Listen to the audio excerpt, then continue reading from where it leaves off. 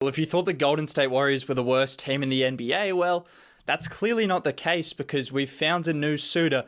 And I could think of a number of teams that I'd have over the Warriors in terms of the worst team, but just in terms of a 1v1 matchup, the Chicago Bulls have succumbed to the Golden State Warriors, who took the win with a Damian Lee buzzer beater. Just pack up the franchise. Just ship them off.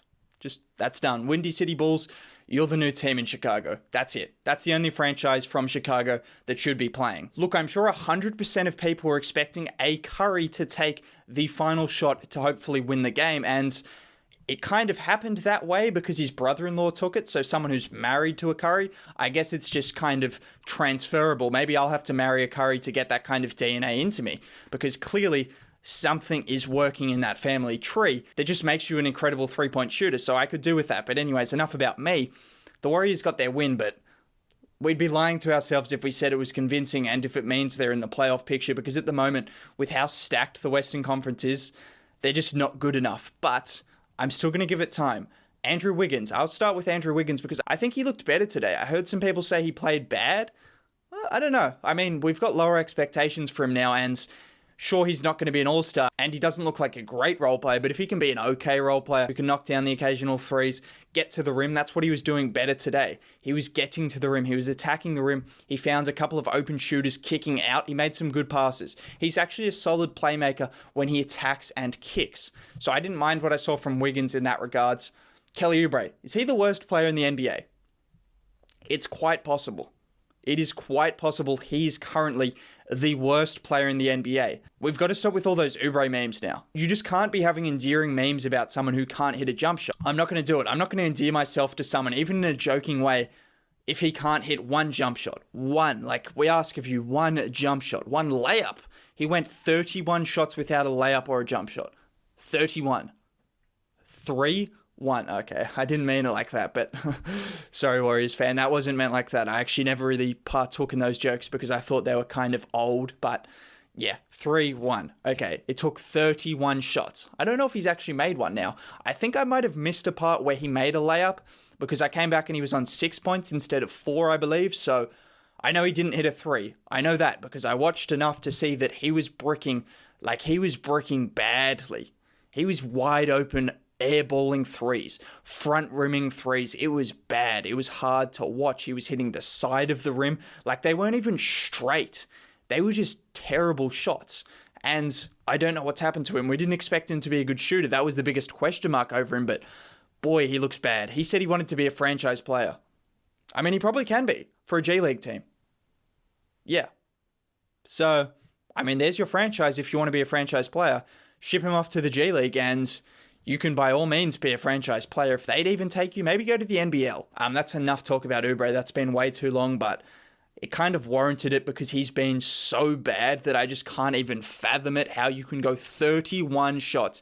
He's had layups, he's had mid-range shots, he's had a number of wide open threes that mainly Steph Curry is assisting him on, and it just feels like he can't even get close to getting that ball in the back of the net. I don't know what's going to have to happen. He's going to have to flip some kind of a switch, but yeah, I think that bad mojo has been rubbing off on Steph, but eventually he turned it around and Steph had a fantastic performance. He was struggling in the first half, and I know he's had it very tough, and it's hard, and it's amplified because you've got no one making shots for him, that when he struggles, it's like, oh, Curry can't carry a team. All of this stuff that always comes out for Curry. I know people saying he can't carry a team. He's not the same player as James Harden. All of these things. I don't think he's the same floor raiser as James Harden because he's not an isolation heavy guy like a Harden. So his game isn't suited for playing alongside bad players. His game is ideal to play alongside a couple of other all-stars and take that team to the next level. And that is definitely not an insult because no players win a championship by themselves. No one. LeBron, KD, Michael Jordan,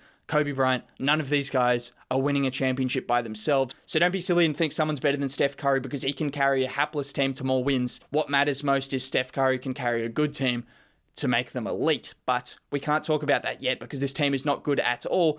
And we just got to talk about their defense. Wow. Their defense is bad. Like, I knew it was bad, and I knew it would be bad with Draymond out, because what people don't understand about Draymond, oh yeah, he's missed a single triple, like, okay, that's funny, but at the same time, he's vocal, he knows what to do, he knows what to say, he gets people into positions. When you've got all these players playing on a new team, James Wiseman playing his first year in the NBA, a lot of players that have been in the G League before haven't even really had much NBA experience, you need someone to coordinate the defense on the floor, and that's exactly what they're missing with Draymond. Obviously, his man-to-man defense, obviously his ability to cut off the passing lanes, make the right rotations, do everything masterfully, which he does in terms of his own defensive ability, but elevating other people because of what he says and how he communicates is what they're missing more than anything. That's something that just can't be measured. Well, I mean, you can kind of see it because they are terrible defensively. It's hard to watch. They had like 9 wide open threes at the top of the key in the third quarter alone, and it wasn't bad shooters. They're not leaving Wendell Carter Jr. and Thomas Satoransky open. They're leaving Lauri Markkanen, Zach LaVine, Otto Porter, all of these guys just wide open at the top of the key. It's one miscommunication, it's one bad rotation, and everyone on the whole Warriors roster is just looking there, staring at someone wide open at the top of the key and thinking, who missed that rotation? Like, they just don't seem like they know, which is more worrying than them kind of being lazy. Like, they seem to be putting in the effort and they want to make the right impact, but they just look at it and they don't seem to have any idea what they're doing defensively. And you're going to be asking a lot of Draymond to turn that defense around. If there is one man for the job, it's him, because I think he's been the best defender of the last decade, I'd say, and vocally, he's clearly one of the most vocal players of the decade, someone who really commands a defense and is one of the most underrated players. I really think highly of Draymond. I know some people do, others don't. I do, so you're not going to get any Draymond slander over here. If there's one man who can turn it around, it's him, but he's going to have a big task on his hands, and he's going to have to be back to prime Draymond to turn this team into a playoff team, because I just can't see it at the moment, and that's a shame. But at the moment, we're still seeing Steph Curry do absolutely everything for this team. As I alluded to, his fourth quarter was ridiculous. I don't know the numbers, but he was struggling from the field. He wasn't making his shots. I know he doesn't have the right floor spacing. He's got terrible teammates at the moment, but he wasn't making his shots. He had quite a lot of good looks that he just wasn't making, and that happens. He was on a bit of a cold streak, but then he turned it around at the fourth quarter when he needed to, and ultimately the biggest passage of the game, obviously Damian Lee's 3, but it was towards the end of the third quarter. The Bulls were getting out of hands a bit. I think they had a 9-point lead. Curry hits an and one through contact against Wendell Carter Jr. on a drive. They then get a stop. Curry goes down the other end and bombs a 3 from 30 feet on Kobe White's head. That was the difference. That's a 6-point swing when it looked like the Bulls were probably going to have enough to win the game, and ultimately they would have had enough if it wasn't for those 2 huge buckets. And then in the fourth quarter, he was just hitting everything. He was doing everything for that team. Damian Lee obviously stepped up at the right time, but it's a one-man show at the moment. I saw some things from Wiggins, which is positive. I don't even know what else I saw from other players, I'm going to be honest. I was just focused my attention on Stephen Curry and Kelly Oubre's jump shot. Very contrasting things. One thing was great to watch. The other thing was close your eyes and just, I don't know. Contrasting feelings there between those two, but those were the 2 things I paid most attention to, and Wiggins, and how bad this defense is. Because a team like Chicago should not be getting that many open shots and not be putting up 130 points against you.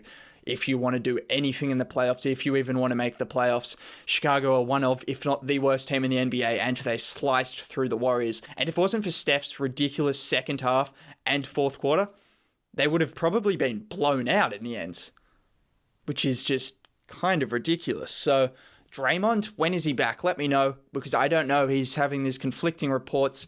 Please get back, Draymond. I want to at least see this team have a chance at making the playoffs, and they have absolutely no chance without him on the floor. Look, one thing that I did take out of this game as well, apart from their defense and Steph, the ball movement's not bad. The offense isn't that bad, and that's what I saw in the Nets game as well. It's kind of reactionary because you get blown out, and then by the end you're playing G League players for the last quarter of the game if you're getting blown out. So you end up only scoring 90 points, and it looks bad, but the first quarter of the Nets game, the first half of the Nets game, while all their starters were still in, the ball was moving fine. They were finding open shooters, and obviously Wiggins, Pascal, and Oubre were all bricking shots. While I'm on that topic, let me talk about Pascal. He was actually a silver lining as well. He provided some impact. He was getting to the rim. He was showing off his mid-range game. He hit an open 3, I think, maybe 2, and he looked kind of back to his best, so that was a positive as well. Yeah, like I said, the ball movement on offense was all right.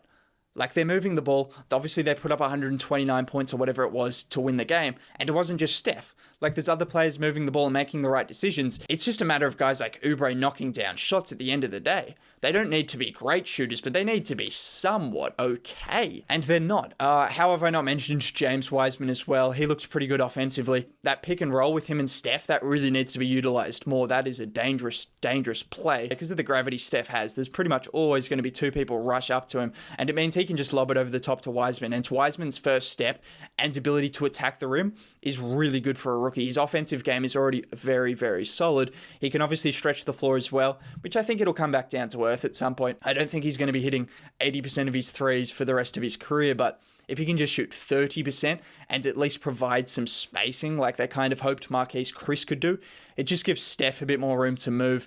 And that pick and roll, I want to see more of it because it looked really good in the couple of possessions I saw them use it. It was effective. The Warriors look kind of bad, but let's not end it on a disappointing note. Okay, let's take some positives out of this. Their ball movement is fine. Steph looks fantastic. Wiggins looks better. Wiseman looks really good. Pascal might be getting back to his best. Oubre can't be any worse. That's another positive as well. There is literally no way he can be worse. Like, it's not actually possible. Like, it's not possible. You don't understand. He can't be any worse. So that's a positive. He can only get better. Unless they decide to send him off to the G League and then, well, Juan Toscano-Anderson can be the new starting small forward. But that's kind of the positives I'm taking out of it. Their defense needs a lot of fixing, and Draymond's going to need to come back and just be marshalling the troops left and right. He's going to need his voice. He's going to need to be finding people in the right positions, putting them into the right positions, talking 48 minutes of the game, and doing absolutely everything on defense. He's going to need to be the best defensive coordinator of all time, Bill Belichick levels. He's going to need to be that kind of guy on the floor. Let me know what you think of the setup as well if you made it to the end of the video. Other than that, I'll catch you next time. Bye.